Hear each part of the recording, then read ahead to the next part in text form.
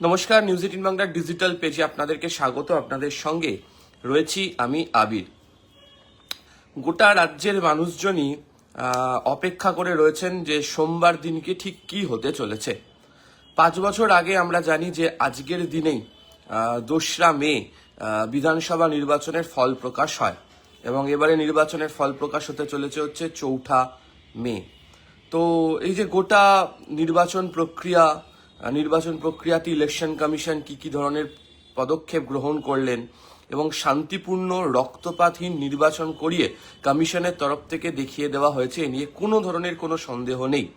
বাংলার নির্বাচন বলতে একটা বড় অংশের মানুষের মধ্যে সারাক্ষণ ধরে হিংসা, অশান্তি, মারপিট, বোমাবাজি, খুনোখুনির যে ঘটনার অতীতে বহু উদাহরণ আসতো, সেই উদাহরণ এবারে দেওয়ার কোনো জায়গাতেই থাকছে না। তার কারণ কমিশনের তরফ থেকে যেভাবে বাহিনী মোতায়েন করে, যে ধরনের পরিকল্পনা করে নির্বাচন করানো হয়েছে, তাতে রাজ্যের প্রত্যেক কটা অংশে সমস্ত স্তরের মানুষজন কমিশনের এই রক্তপাতহীন নির্বাচন করানোর ভূমিকাকে ভীষণ রকমভাবে তারা গুরুত্ব দিচ্ছে এবং তাকে সাধুবাদও জানিয়েছে।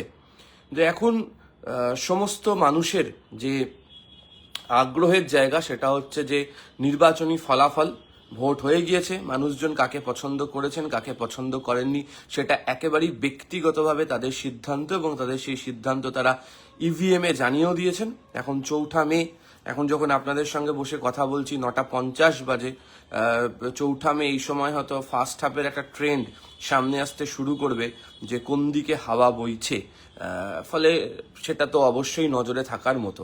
কিন্তু এই যে নির্বাচনের গণনার দিন, এই গণনার দিনকে ঘিরেও গত 1 মাসের একটু বেশি সময় ধরে যেভাবে প্রচার, নির্বাচন পর্বকে ঘিরে প্রচুর ধরনের আগ্রহ, নানা ধরনের ব্যস্ততা, নানা ধরনের আলোচনা, এই সমস্ত কিছু চলছিল, ঠিক একই রকমভাবেই আগ্রহের জায়গা তৈরি হতে শুরু হয়েছে এই গণনা পর্বতে ঘিরে।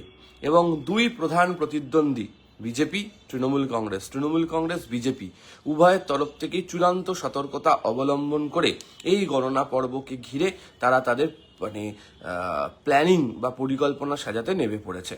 প্রথম থেকে যদি আপনারা নজর রাখেন তাহলে দেখবেন যে দুপক্ষই তারা একদম ভোট প্রচারের শুরু থেকেই যে গণনাকে ঘিরে তাদের যে সতর্কতার বিষয় তা উল্লেখ করেছিল।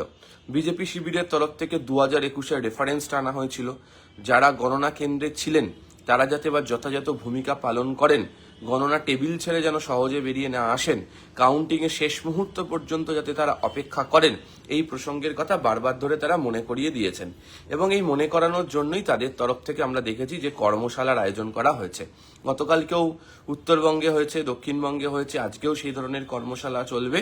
এর প্রথম এবং প্রধান কারণটাই হচ্ছে যারা কাউন্টিং সেন্টারে থাকবেন, যারা গণনা কেন্দ্রে থাকবেন, তারা একদম টেবিল পিছু গণনার অঙ্ক যেন পরিষ্কার করে বুঝে নেন, যে অঙ্কটা বুঝে নিচ্ছেন সেটা যেন পর্যাপ্তভাবে ট্যাবুলেশন স্ক্রিপ্ট মারফত কম্পিউটারে ওঠে, সেই বিষয়টা যেন খেয়াল রাখেন এবং কোনোভাবেই একদম শেষ রাউন্ডের শেষ টেবিল পর্যন্ত, গণনা শেষ না হওয়া পর্যন্ত তারা যেন টেবিল ছেড়ে উঠে না আসেন, বারবার ধরে তাদেরকে মনে করিয়ে দেওয়া হয়েছে।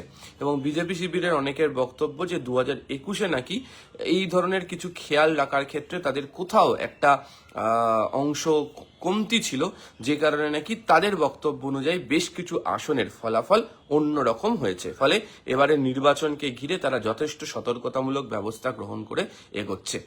পাল্টা কৌশল নিয়েছে তৃণমূল কংগ্রেসও। প্রচারের শুরু থেকেই মমতা বন্দ্যোপাধ্যায় গণনা নিয়ে সতর্ক করেছেন দলের কর্মীদের। বিভিন্ন জায়গা নিয়ে সিসি ক্যামেরা বন্ধ রয়েছে, এই সংক্রান্ত টানা অভিযোগ নির্বাচন কমিশনের কাছে লিখিতভাবে এবং কমিশনের অফিসে গিয়েও তৃণমূল কংগ্রেসের তরফ থেকে দিয়ে আসা হচ্ছে।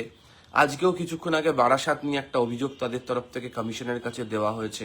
গোটা রাজ্যের বিভিন্ন জায়গায় দেখা যাচ্ছে তাদের দলের প্রার্থীরা, তাদের যারা নির্বাচনী এজেন্ট রয়েছেন, কর্মীরা, তারা শিফট করে করে স্ট্রং রুমের বাইরে কার্যত পাহারার দায়িত্বে রয়েছেন।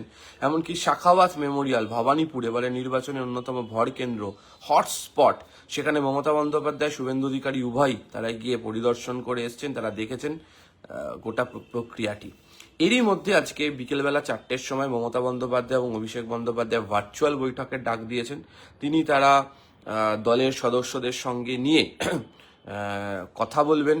প্রার্থী, নির্বাচনী এজেন্ট, কাউন্টিং এজেন্ট, জেলা সভাপতি, জেলা চেয়ারম্যান সহ সমস্তটাই এর মধ্যে থাকছেন এবং তাদেরকে কি করতে হবে, ওই এক সতর্কতামূলক ব্যবস্থা, টেবিল ছেড়ে না আসা, শেষ মুহূর্ত পর্যন্ত একদম অপেক্ষা করা, যে নাম্বারটা তারা দেখতে পাচ্ছেন সেটাই যাতে কম্পিউটারে ওঠে সে বিষয়ে নিশ্চিত হওয়া।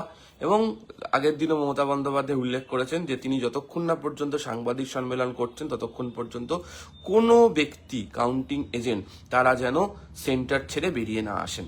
ফলে যত সময় যাচ্ছে রাজনৈতিক মহলের উত্তেজনা তত তীব্র হচ্ছে, আরও বেশি করে তীব্র হচ্ছে গণনা নিয়ে সতর্কতার অঙ্ক। ফলে সব মিলিয়ে ভোট মিটলেও ভোট পর্বের মধ্যে এই গণনা এই মুহূর্তের অন্যতম প্রধান নজরকাড়া বিষয় হয়ে দাঁড়িয়েছে। ফলে 4 মে সোমবার ফল কোন দিকে যাচ্ছে সে তো সবাই জানতেই পারবেন, কিন্তু যারা ফল চাক্ষুষ করবেন গণনা কেন্দ্রে বসে তাদের ভূমিকা যাতে যথাযথ থাকে সেই বিষয়ে দুই শিবিরের তরফ থেকেই সতর্কতামূলক ব্যবস্থা গ্রহণ করে এগোনোর প্রক্রিয়া দেখা যাচ্ছে। আর অন্যান্য আপডেট দিনভরের বিভিন্ন খবরের জন্য নজর রাখুন নিউজ 18 বাংলা ডিজিটাল পেজ। আপাতত ধন্যবাদ।